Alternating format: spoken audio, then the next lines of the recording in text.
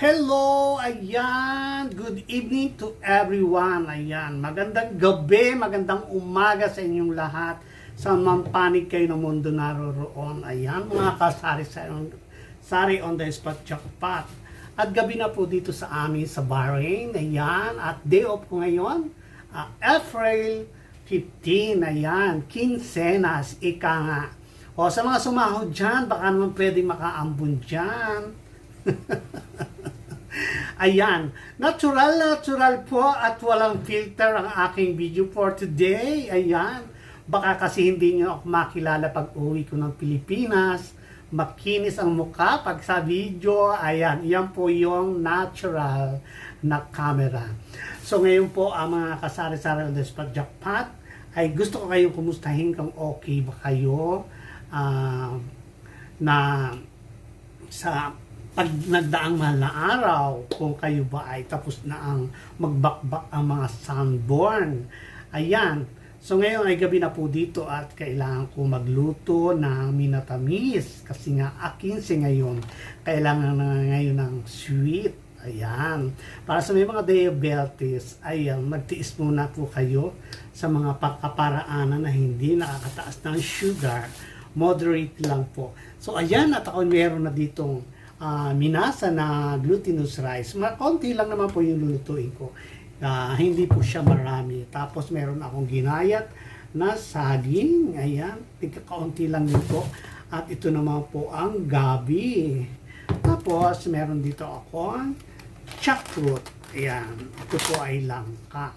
O, diba? Gusto niyo tikman ko pa? Ang sarap po niyan. Makain po ako ng basta hinog lang ito. So, ayan. Tapos, meron ako dito ang gata ng niyog. Ayan. So, magluluto na po ako ngayon. Mga kasal-sal the spot jackpot. At ilalagay ko na ang aking unang ilalagay na sa kumukulong tubig.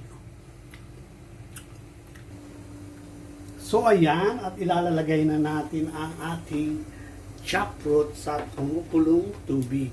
Ayan. Pasensya na po kayo at ayan, ilalagay na natin siya. Ayan. Naninibago ako sa video yung ginagamit ko, sa totoo lang. So inuna ko ilagay yung langka. Tapos magbibilot-bilot na ako dito ng maliliit na glutinous para ilalagay natin siya pagka malapit na siyang matapos. Ayan. Ganyan lang maliliit. Kasi kung malalaki, ano naman siya, matigas kainin. So ayan po, at mamaya update ko na lang kayo. So ayan. Kasi na-miss ko yung nanay ko ngayon, kaya magluluto ako nito. Ito kasi yung madalas lutuin ng nanay ko pagka may patalo kami ng palay noon. Ayan. Pero kulang pa rin siya sa ricado. Hindi kumpleto yung gawa ko. So kung ano lang naman yung meron dito, yun na lang yung aking pagtsatsagaan. So ayan. Maliliit lang yung binibilog ko. Ayan lang siya. Ayan.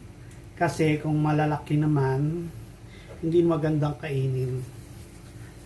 Parang walang halong art yung pagluluto. Pag ganun. So maya-maya lang, susunod ko na yung gabi. First time kong bumili ng gabi dito. Kasi sa Pilipinas ko lang natitikman yung gabi. Tanim namin yun.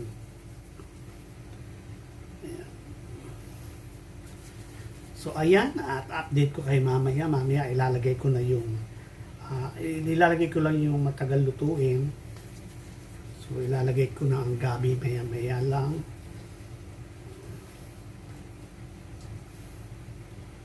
So hindi ko na rin dinabihan yung glutinous rice kasi kung marami na yan, magdidighay ka na, hindi na masarap. Maganda yung hinahalo ng hinahalo, tapos hahanapin yung malagkit, di ba? Parang ako lang, pag wala, hinahanap. Ang bisyosa. Walang naghahanap sa akin. sa totoong buhay. Shout out sa mga ex ko. Sorry kayo. Kung hindi nyo ako namimiss at may kanya-kanya na kayong pag-ibig, ganon din ako. Wala naman akong pag-ibig, pero hindi ko kayo namimiss.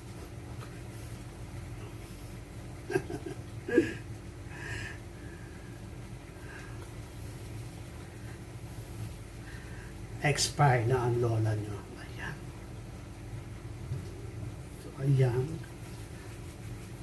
Oh my God. Parang naano ako ngayon na ang tawag dito. Parang nasisibot ako sa pagbibilot.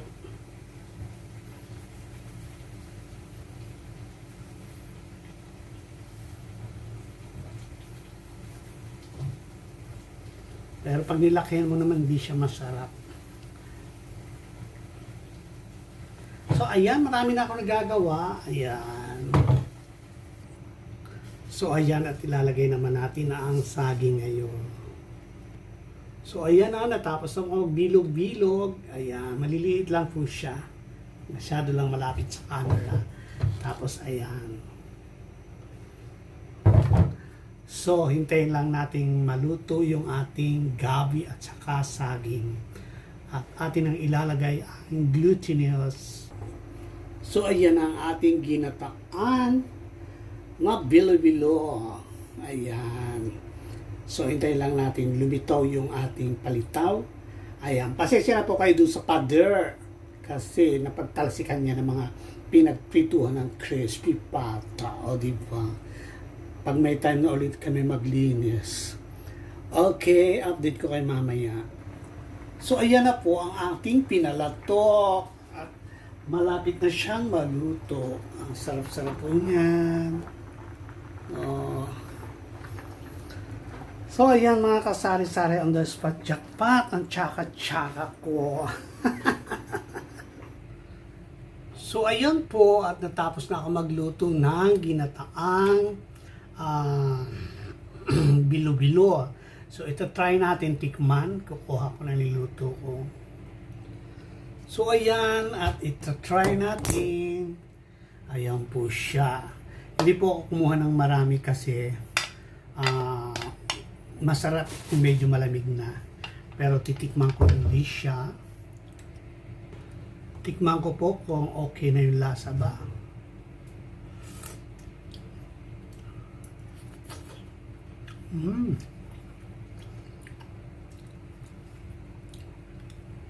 Masarap po siya pag matagal na hindi natitikman.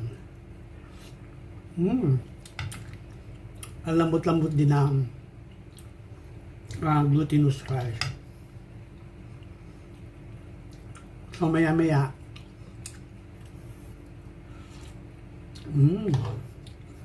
nakakasarap po kasi dito yung flavor na langka.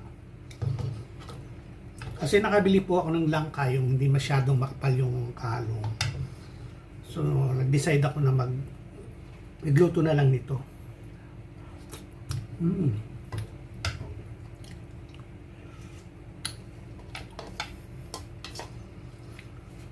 Hindi po ako kakain ng marami kasi kakain pa akong kalim namaya.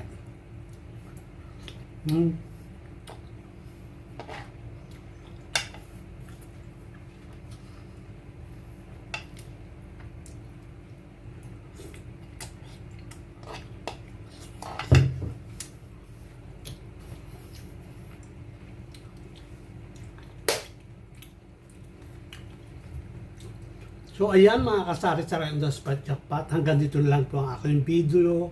At sana ay huwag kayong magsawang sumuporta sa akin. Ayan, sa mga hindi pa po nakasubscribe, please subscribe to my channel. Maliit pa po ng channel ko. Sana masupport niyo ako. Ayan. At sana mag-enjoy kayo sa mga simpleng video ko lang tuwing day off. Ayan. At God bless po sa ating lahat. Huwag tayo makalimot. Mag-pray. Kasi ang tao kalimitan pag kalimitan lang, hindi naman lahat. Pag may mga problema, doon siya nagdarasal. Pag okay naman, wala, hindi siya walang naaalala. So everyday kailangan tayo magpa-thank you. Ayan, hindi lang dahil tayo ay may problema, kaya tayo ay nananalangin. Ayan, sa mga blessings sa araw-araw, ayan, magpa-thank you tayo. Ayan. So, ayan po, kita-kita po tayo on Monday. Bye-bye!